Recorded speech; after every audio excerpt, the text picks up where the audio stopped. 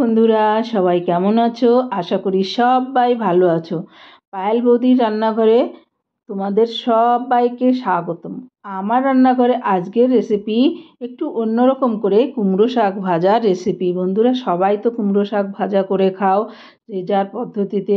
বন্ধুরা, একবার আমার মতো পদ্ধতিকে কুমড়ো শাক ভাজা করে খেয়ে দেখে অসম্ভব টেস্টি লাগে বন্ধুরা। আর এইভাবে করলে তুমি ভাত রুটি সব কিছুর সঙ্গে খেতে পারবে। বন্ধুরা, রেসিপিটা ভালো লাগলে লাইক অ্যান্ড শেয়ার করে এবং চ্যানেলটিকে সাবস্ক্রাইব করে আমার পাশে থেকো। চলে যাচ্ছি মূল রান্নাতে। বন্ধুরা, দেখো নিয়েছি একদম বাগানের টাটকা টাটকা কুমড়ো শাক তুলে নিয়ে এসেছি বন্ধুরা। আর সেই শাকের থেকে পুরো ডগা পাতা আলাদা করে আঁশগুলো ছাড়িয়ে নিয়েছি। আমি ডগা আর পাতা শুদ্ধ ভাজবো বন্ধুরা। দেখো, ডগাও কুচি কুচি করে রেখেছি ধুয়ে পরিষ্কার করে, পাতাও।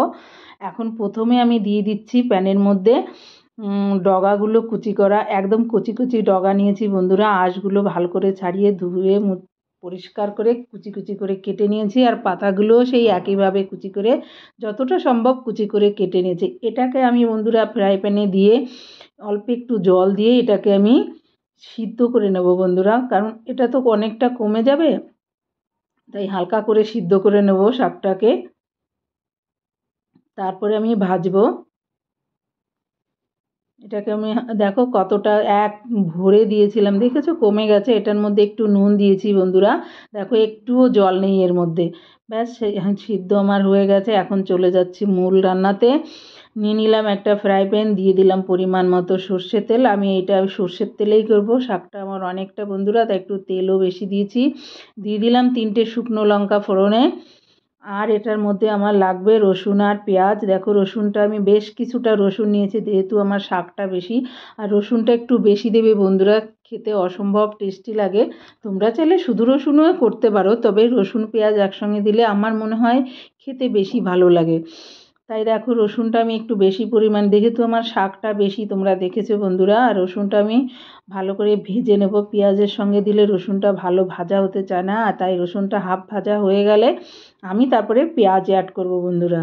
দেখো, রসুনটা হালকা ভাজা হয়ে গেছে। আর একদম যতটা সম্ভব কুচি করে দিচ্ছি, থেতো করে দিয়েছিলাম, তবুও খুব বেশি করিনি। আর যেটা বড় বড় ছিল খুন্তি দিয়ে আমি একটু কেটে দিলাম। এখন দিয়ে দিচ্ছি মিডিয়াম সাইজের 2টো পেঁয়াজ কুচি। এটাকেও রসুনের সঙ্গে খুব ভালো করে ভেজে নেব, তবে একদম কড়া করে ভাজবো না বন্ধুরা। কড়া করে ভাজলে শাক ভাজা হতে হতে পুড়ে যায়, খেতে একদমই ভালো লাগে না। আর একটু হাফ ডান করে দিলে ওটা শাকের সঙ্গে ভাজা হয়, একদম মিষ্টি মিষ্টি একটা ফ্লেভার থাকে, খেতেও ভালো লাগে। দেখো, নাড়াচাড়া করে নিলাম। এখন আমি এর মধ্যে দিয়ে দেব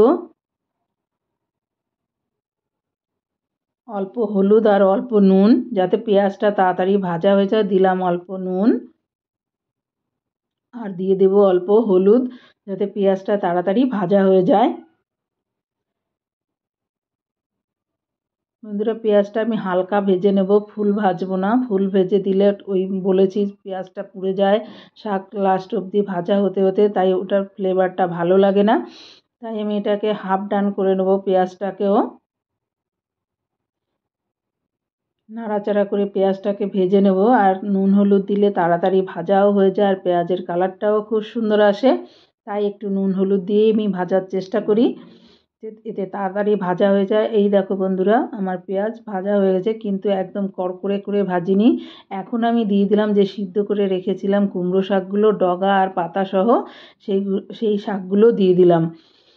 এখন আমি নাড়াচাড়া করে নেব। এর সঙ্গে পেঁয়াজের সঙ্গে ভালো, পেঁয়াজ রসুনের সঙ্গে ভালো করে মিশিয়ে দেব।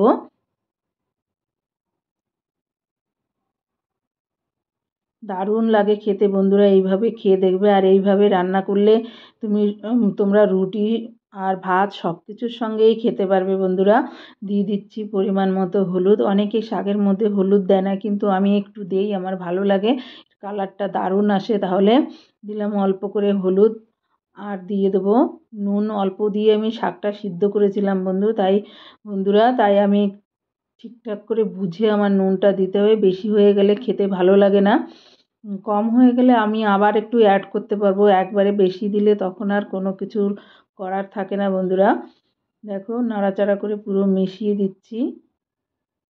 দারুণ হয়। আর সবাই তো ডগা লম্বা লম্বা করে কেটে ভাজা খাও বন্ধুরা।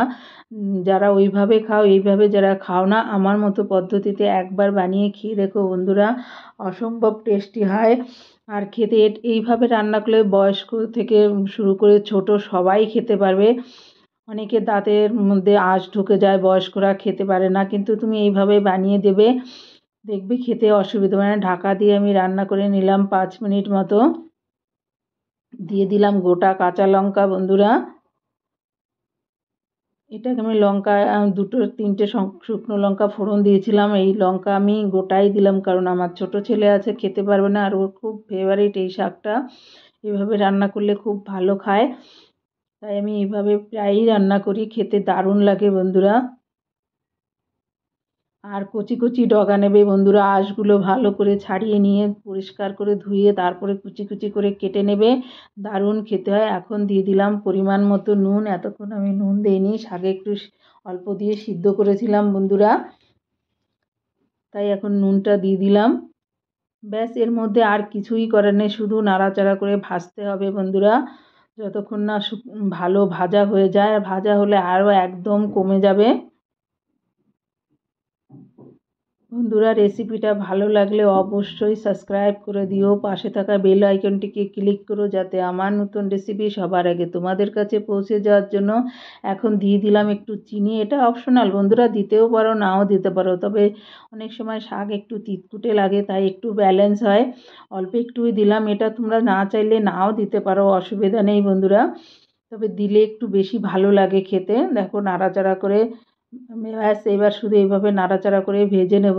আর জোর আছে ভাজলে তাড়াতাড়ি পুড়ে যাবে, খেতে ভালো লাগবে না, তাই আঁচটা ধিমে রেখেই ধীরে ধীরে করে নাড়াচাড়া করে ভাজতে হবে।